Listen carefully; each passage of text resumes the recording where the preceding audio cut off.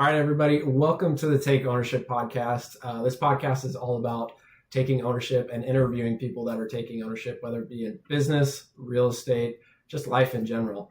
And I'm Josh Smith. I'm your host for today. And today I am super excited about this guest we have coming on board. So he is a mentor in the business buying space. He's got some other things that I'm definitely anxious to talk about with him. But with that, I want to have him speak to this more. But with that, welcome to the stage, Elliot Witmer. Elliot, thank you so much for coming on. Great to see you. Yeah. So super excited. So how I like to get these started is really our main focal point is people that are taking ownership, again, as mentioned. So I want to see, I know you from our Subto group. I mean, we're in a lot of familiar groups, such in the real estate space. So you've got our Subto with Pace Morby, Owners Club with him as well. And I'm always curious, where did that like itch to be in that space come from? What was kind of your backstory leading up to this point? And we'll go from there. Yeah, I appreciate the question. So I have a long history of working in the federal IT space, running large programs. I've owned a couple businesses in that space, but basically running large IT programs. Think an enterprise-wide, hundreds of thousands of users, hundreds of thousands of transactions, hourly, daily, those kinds of things. So as I progressed in my career, I got to a point where I've been rewarded. I've been successful in those things, and it just never materialized into anything that brought me great joy in those accomplishments. I enjoyed the teams that I work with, the folks that are part of my teams, companies, all those things were great, but that really deep-seated sense of joy and purpose behind what I was doing seemed to be missing. So I started taking stock of what I was doing and got into real estate. I got into real estate for a number of reasons.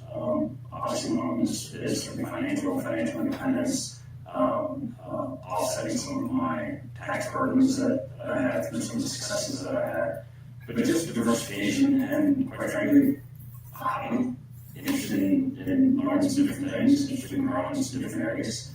Kind of hit the bottom of the pool that I wanted to go to within my career space. So I was looking for some things laterally to start to focus on. And I got myself into a situation where I needed to creatively figure out a way out of one of my real estate situations. And that's how I came across Pace, started listening to him, and the thing that resonated with me with Pace more than anything else. It's not the real estate advice, not even the career, the creative financing advice. It was him as a person and a man and the things he stood for as a man. Pace has changed me more in a year, in less than a year, just 6 to 8 months, than a lot of men have in my 30-year career working in corporation and business. So I have a lot of Pace. He's opened up. He didn't open up the valve of me wanting to learn. And boy, I don't know if I ever hit it at this level in the past. So that's a quick overview. It touches on a couple of things, and on kind of why I'm here, but not.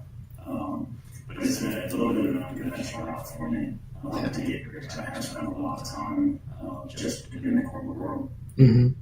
That's great. Yeah, I spent 13 years in the corporate environment. It's a different tune. So I can respect that, trying to looking for something that you essentially you get to a point where it's like, okay, I'm really just in a rat race. I'm not necessarily doing this for myself. I am working for someone else, which that's all fine and dandy. But it's like I completely understand where you're coming from, where I would like a little more impact with my life, be able to actually impact people's lives in a positive way. So I love that. And I could not agree more with your view on Pace. It's been very similar this past year for me, so it's good to hear that from you too. It's the way he interacts and his values. I've been super impressed, even with some of the masterminds that we're both a part of. The energy in those rooms, it's not what you would expect from your average major business conference. like especially for faith-based men as yourself. It's like it's an amazing feeling. I absolutely love it. So you shifted. He definitely reaches out and touches you at your core, at your heart. When he talks, he's not talking through you. He's not talking past you or above you. He's talking into you when he addresses you. And that's a very unique gift that he has, and I'd love to just be in the audience when he's doing it. Yeah, he's pretty electric.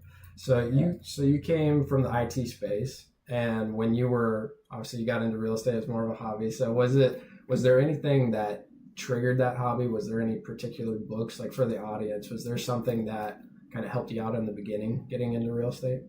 Not really. I guess I've always had an interest. My wife and I have always, we've had many homes, bought many homes. We've just always been looking at property to buy. And I don't know, but I can't think why we did it, other than life, right? And days go by slowly, but the years go by quickly. I think it's the same. So 100%. Finally, we just ended up starting to pull the trigger, and we haven't looked back since doing that. So that's great. So nothing that's just called out specifically, other than we've just always had an interest. Always looking at things that are shared, always looking at markets, always looking at just kind of what's going on around us, and we always had an idea, but never really nothing was ever the catalyst for starting that. Just always been there. That's great. Yeah, I'm always interested on like what was the click or change in thinking for people, because real estate is not always necessarily your average path for most people. So whatever made that click, I'm always interested, especially somebody coming from a corporate career, because a lot of people are, when I left the corporate gig, they're like, wait a minute, what are you doing? Yeah. I will say that the one thing that clicked was the increasing size of our tax liabilities. Yeah, that is completely fair. That there was certainly started getting some motivation when those started going up. Yeah, because tax liabilities, especially when you're in the IT realm, that's a very fair. I worked my last gig with the company was in more of an IT role as more of a project manager at that point, and the people that I was managing were actually making double what I was making. So this is, am I really the right one for this job? But okay, I'm interviewing these people that are working under me, and I'm working with them. So it's interesting how that works. So you had mentioned you got keyed into PACE when you had a creative situation on one of your real estate deals. Tell us a little bit more about that. What went on there? So we got into a property. We were looking at flipping it. We couldn't get a conventional loan at the time because the property wasn't inhabitable when we picked it up. So we had to figure out a creative way to get through that until we could get it to a point where we could get occupancy and then get a conventional loan. And my only thinking at that point was just conventional loans is what you do. I was ignorant to creative. And so as we started working through it, we ended up reapproaching seller and going through seller finance, and that's how we ended up acquiring the home. But it was through just trying to figure it out and come up with a solution that I could cross some of the cases and dues, and then ended up signing up for Subto shortly after that. That's great. So it was a seller finance deal, and obviously it was a distress because you're doing a fix and flip and no conventional loan for that. So what was the seller open to the seller finance terms originally, or did you have to like battle through some of that? We didn't have to battle through it too much, and part of the benefit. So we're talking about properties in South Florida. Well, this property did get impacted by a recent hurricane. The seller's primary property did, which caused them to not be able to dedicate time on finishing the flip that they were doing. So they basically gutted the house, and then they were abandoning the project so they could focus on their own home. And so once we articulate it to the seller, look, we're having the same problem that just about anybody's having. So it's either somebody's got to come in with something creative here, and we need to go out and try and find another lender that's going to price us out of this, or are you open to self-financing? And they were absolutely open to it. They realized the kind of magnitude of their problem, and also realized that the self-financing can help them get through the issue and help them move on. I like that. There's a lot of people where they, especially when they're first getting into this space or just hearing about it, they don't have the deep knowledge on it.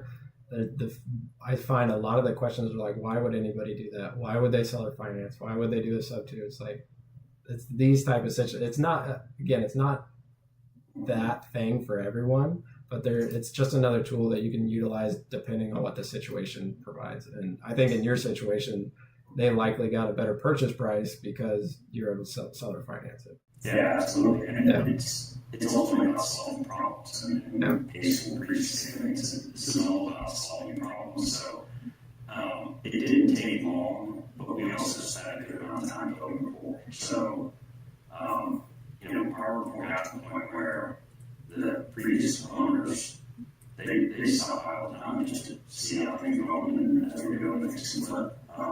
Actually, we were holding it so as we were doing the fix. They stockpiled time, they love seeing the progress. They're super thankful that we help them. So it's a real win-win when you step back and think about it. There's real estate's hard. Conditions change often, and so sometimes situations occur where somebody just needs some help.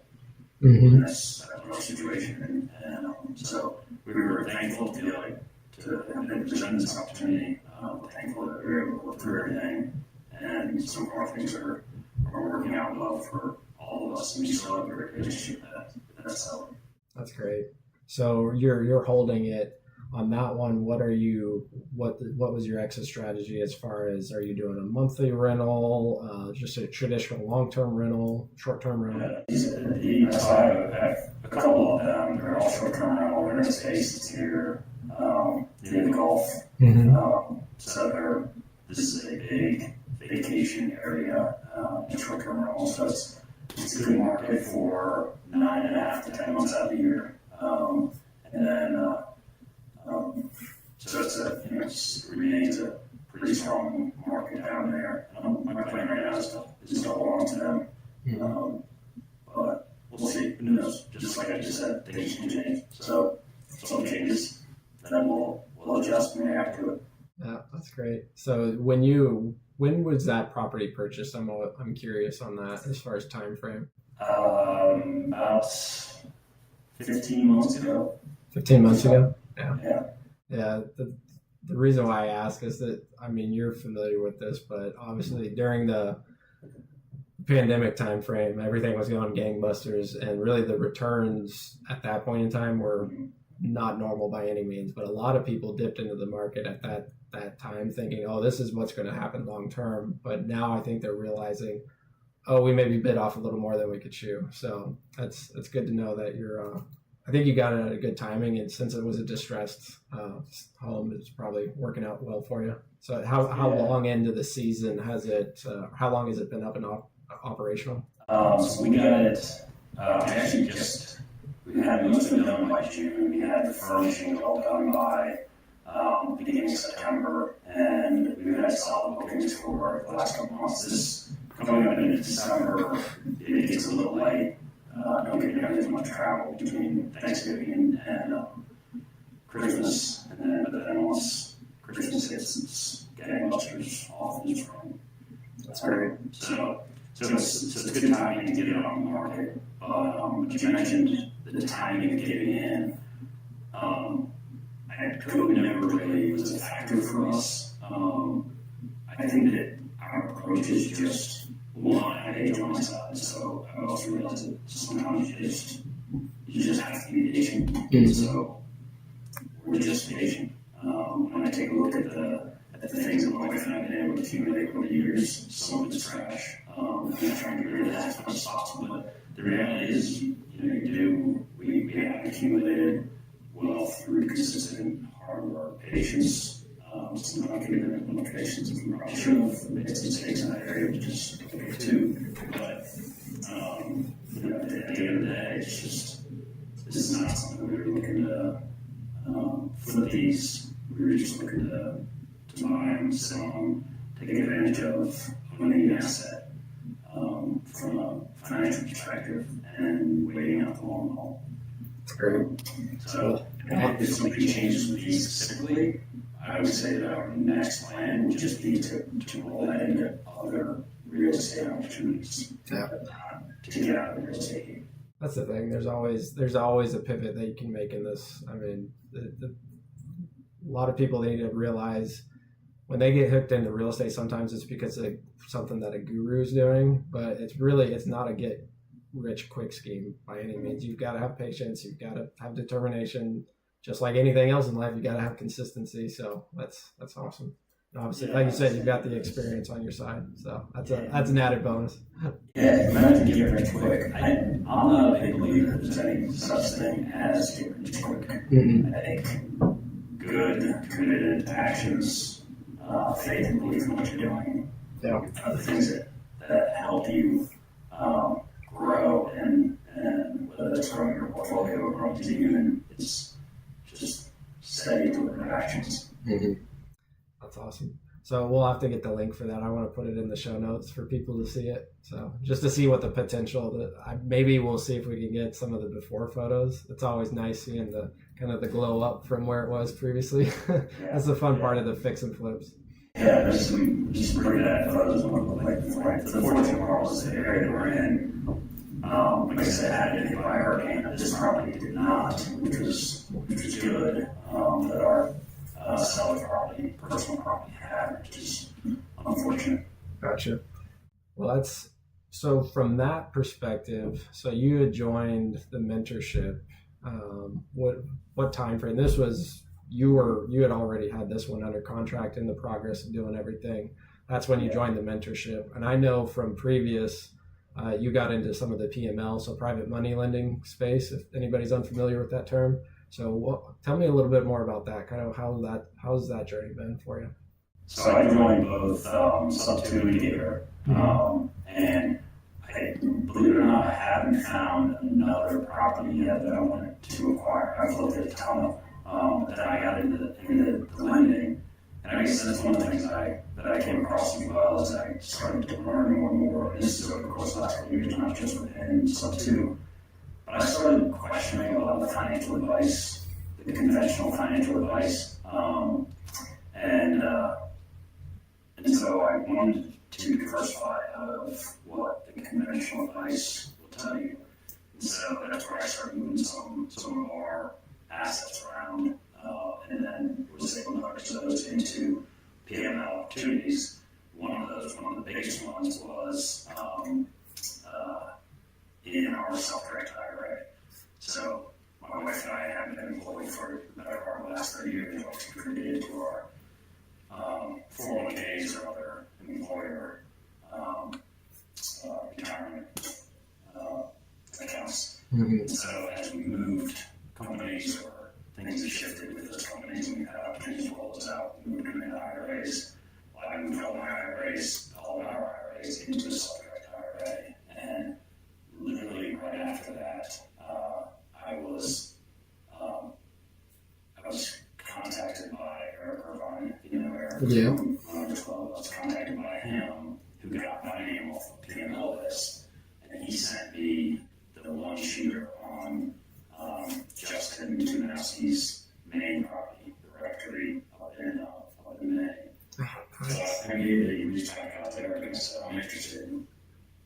And Eric said, we're looking for X, but we're willing to dig that up. What are you interested in?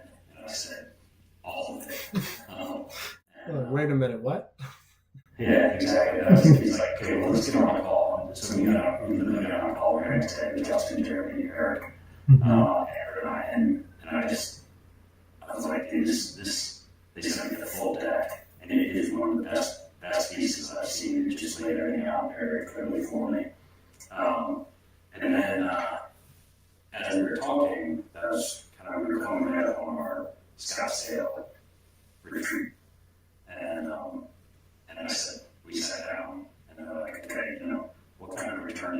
what do you want to do? He was like, I'm not interested in return, I'm interested in being a partner.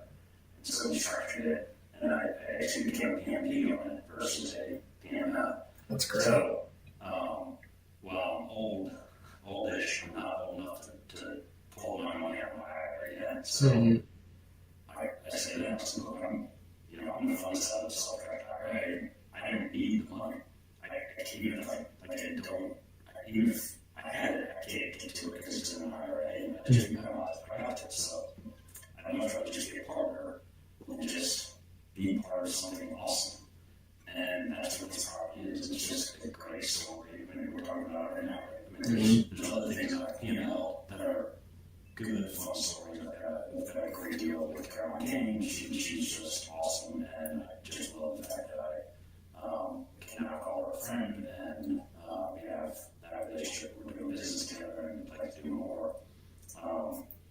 But I would say, by being a PML, by being open to that, is so much more. Fun's probably not the right word, but quite frankly, it's more fun than literally my money sitting in an IRA with in some fund within an IRA that I have no idea what it does. Yeah. And there's, do you really think we'd be talking about a story about, No. my IRA and the fund that it's in and the returns on it? No, absolutely not. That is very run of the mill in my opinion. Right. But yeah, I absolutely love that you're deploying that strategy. That's something that I've been leveraging a lot in this past, because I had the corporate career as well, and those funds. I mean, I had started studying. You're probably aware of Matt Sorensen, so his directed IRA. So I was studying him and his partner Mark J. Kohler for a few years while I was still in the corporate career. And I was trying to self-direct within my Roth IRA because I had that on the side. And then as soon as the floodgates opened on when I left that career, everything just skyrocketed. So it's been amazing. I love that you're doing that because it's such an amazing strategy. That's neat. And really good for Tumanowski too, because if rather than having the fund with multiple PML partners, that's getting one lender for that type of purchase that's amazing. So I'm sure it was definitely a win-win. So as far as the PMP structure, kind of how much were you able to leverage in that deal, just to give people some insights into that? There's a great video on how he's done all that. So look up Justin on social media. He's on his YouTube. He's got a great, he breaks down the whole deal, takes him up and took a look at the property after our Austin retreat at the beginning of November. So Justin's put a video up on that. So I contributed $7,000 to it after we just basically held out with refurb of the property, which is no refurb of the property. Turn into a short-term. There's portions that are short-term, portions that are mid to long-term on this property. But what we're looking at now is, instead of him in the deal that we structured, having to pay out an interest rate on money borrowed that impacts the overall bottom line. But now we're part owner in it, and so we're acting partner in it, and so through that, it's now a distribution based on the performance instead of an interest-bearing cost and a repayment, or even a loan, any of those things. So just it makes the whole operation, the opportunity for success within the whole operation more likely, because we're all, in a sense, gambling on the success of the property. So we're all in it together. Oh, that's great.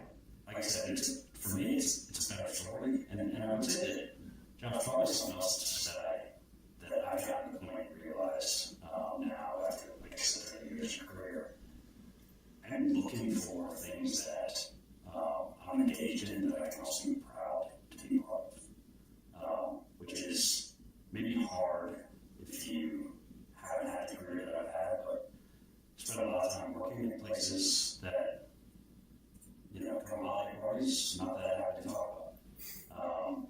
But you can probably see, talking about this opportunity Alex, you work with Jeremy, you work with Eric, you work with Andrew. And I mean, it's awesome. Yeah, it's amazing. Groups like that. It's awesome to be part of Subto. It's awesome to be able to say that I'm here and I'm helping other folks out with other learning opportunities. And there's other things I've done as well. There are different opportunities in different areas, and those are great as well. And it's journey that I've been on has been just thankful for and grateful for the opportunities that I've been given in my life to get us to this point. And just really enjoying all the relationships that I've been developing since joining.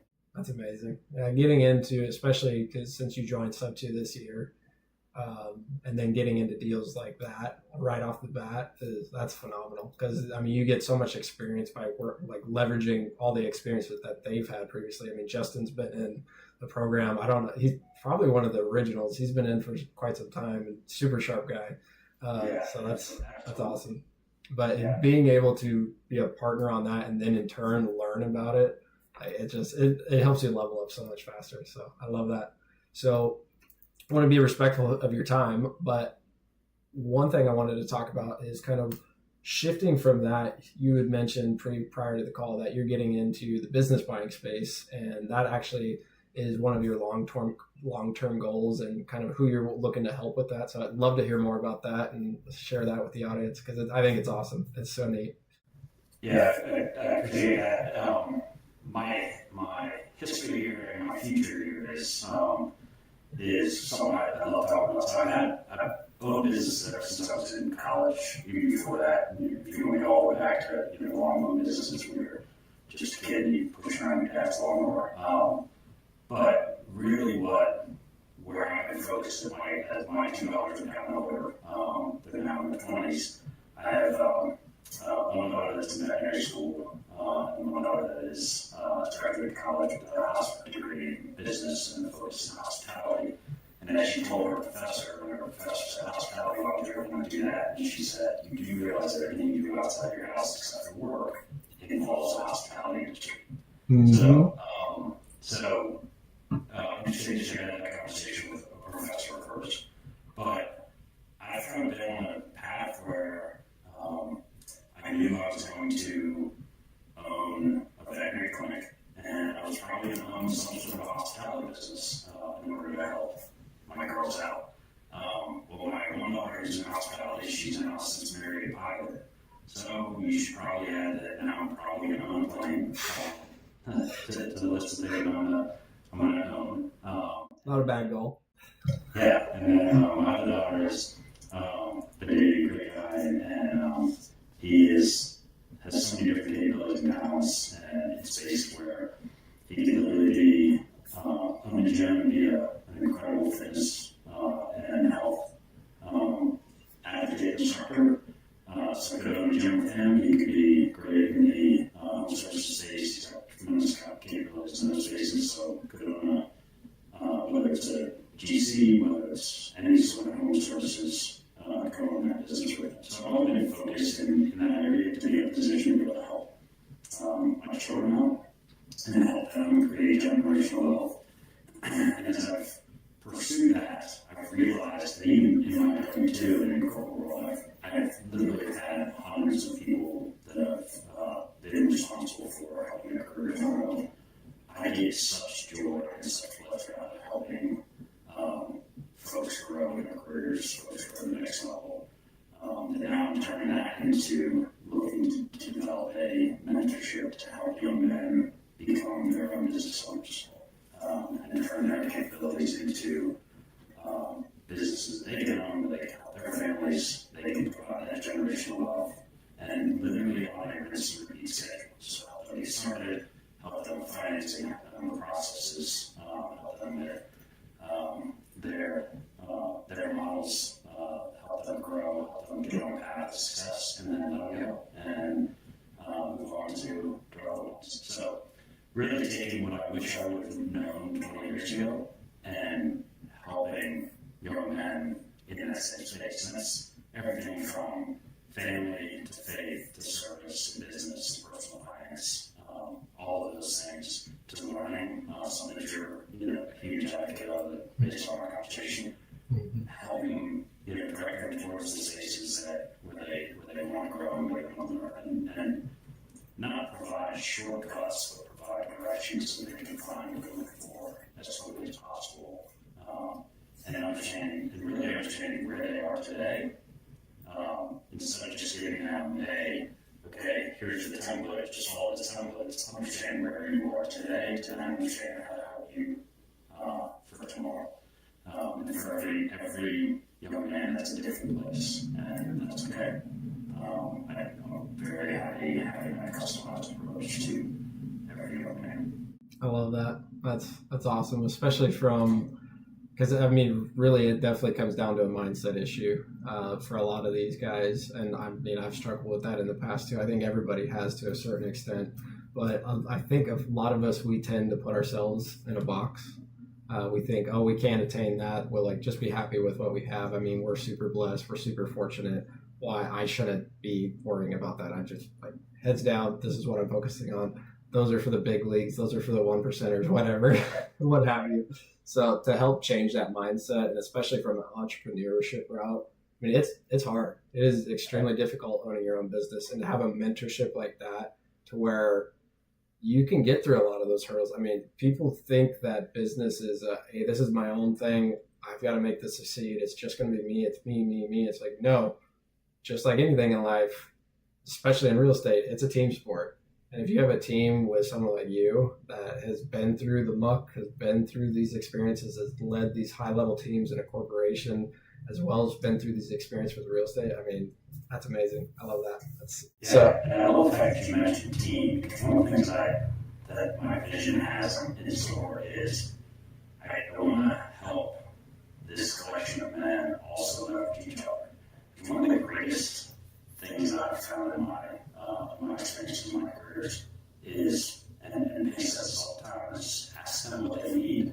And so when you start asking what you need, to be able to say, I know someone, right? Or I know who you can, or I know someone who can help you, to have that network and have that collection of folks. I want to build that organically with this group of young men and help them help other folks too.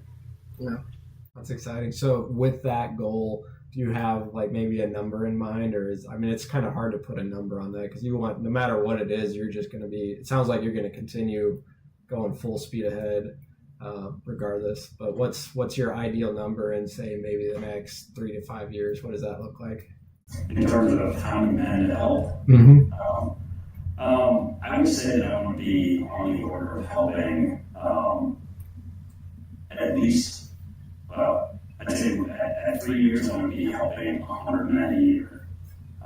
So in the scope of what we've talked about with the Numbers Club and having kind of 2-day sessions, having either multiple 2-day sessions a quarter, where it's 12 to 15 young men in each one of those sessions, and having them quarterly throughout the year. So I think when it's up and running, cycling through 100, but then co-owning 20 to 50 businesses and helping them through their, having them come through the mentorship classes and then turning that into, okay, if you want to go forward and start your business, acquire a business, grow. If you have a business and you're looking to grow it, we help you do that. And being a co-owner in anywhere from 20 to 50 businesses.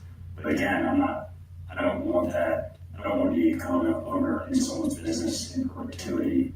I want to be there to help them grow and then let them fly. Just like with my dog, right? They grow.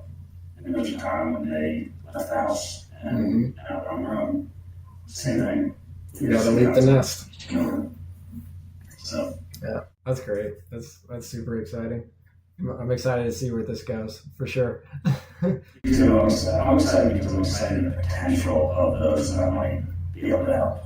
Less excited about me, more excited about, if I can touch people and help them get past I can't do it, I don't want money, or I can't do it, I don't know how to run payroll. I can't, I wouldn't be able to do that. I don't even know who the first person is to hire.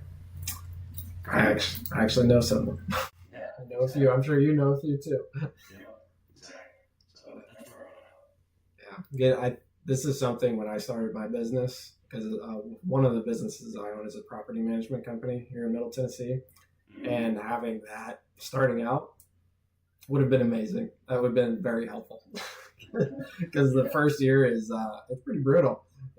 You get your teeth kicked in quite a few times, so it's a fun experience. But I always enjoyed business, so I just enjoy that challenge. It's fun to me. I think we could honestly go. There is so much in this conversation we could unpack. I could honestly talk to you about all day about this. So this has been a really good conversation. Really appreciate your time. But before we get to the end of this, I want to know kind of what are your primary needs right now? Like where can people help you? So I think my primary need right now is I need some feedback on whether or not I'm off base on where young men are today. I don't think I am, but I also admit that I raise daughters. But I definitely see that I believe that there's a void there, and I believe that there's a void basically because it's something that I wish I had 20 years ago. And then the other thing that I'm looking for is I'm always looking for businesses that are looking for new ownership. And I specifically say ownership because I'm not looking for a business that needs an operator unless I bring an operator in. So I'm looking for businesses that are ready for fresh ownership that are also positioned to grow. And Josh, I've been blessed in my career that I've worked in so many different industries, and I've been forced to be in a position where I've got to come up to speed quickly in the industry. So it doesn't have to be industry specific. I'm not looking for any one area. It has to be that the business is looking for the ownership and the assistance with growing to the next level. And it's best if there's an operator that's either in place or ready to take over within that business. So that's a little twist in the niche. I'm beyond the point where I'm looking for a job. And so that's fair. I'm trying to jump up and really help out that ownership because at the end of the day, I'm not looking to help myself as much as I'm looking to help someone else.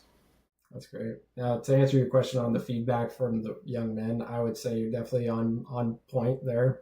At least in my circles that I've ran with previously in my generation, I think it's a definite need. Right. So I would say you're not far off there. There's definitely a need there. But from the business, do you have kind of a buy box? I know you laid out some of that, but do you have a particular buy box we could share with our listeners for you? That's my. I don't. Anything is possible, right? So I can help figure it out. Mm-hmm.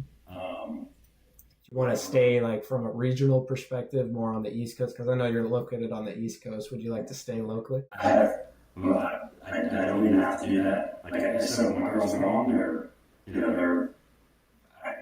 my wife and I can go anywhere. We can do anything. The property that I have in South Florida. I'm up visiting property in Maine. I love traveling across the country. Honestly, it's about the right fit. And I think that's probably the thing that helped me with some of the PML and especially the main property was I didn't close down that buy box. And I didn't say, oh, it's the main. I'm not going to, Eric's reaching out to me from California. That's the main. At the end of the day, we'll figure it out. I mean, to be honest, I built my career around a lot of impossible things in the IT space. Mm-hmm. As literally, I think conversations are, okay, new problem, we'll figure it out. And we figure it out. And that's what ends up making us successful. This is impossible. Challenge accepted. Right. That's great.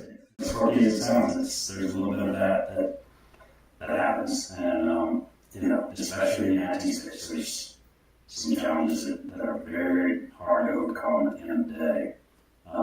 We overcome. I had a boss that used to say we had a particularly finicky system, and he would call Mondays Helmet Mondays because we'd show up and the system wouldn't be working, and the complaints and all would rain down on us, and just come on and get to work.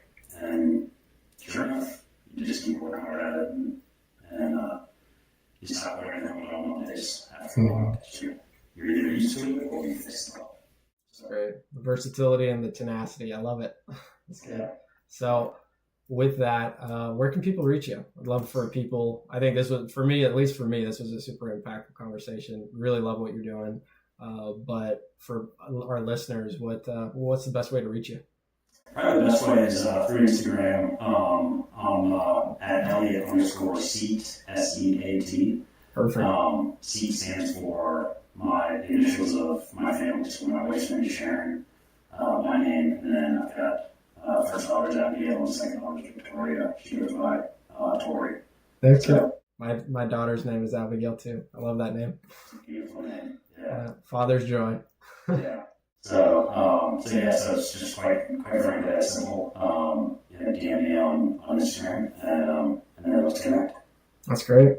Well, Eric, this was such a phenomenal conversation. I really appreciate you. I appreciate you taking the time. This is really great. But for that's the end of the show, everyone. Definitely connect with Elliot. He's doing a lot of big things, and I think it's exciting to get involved with these type of people. So thanks again, Elliot. I appreciate you. Thank you, Josh. Appreciate you.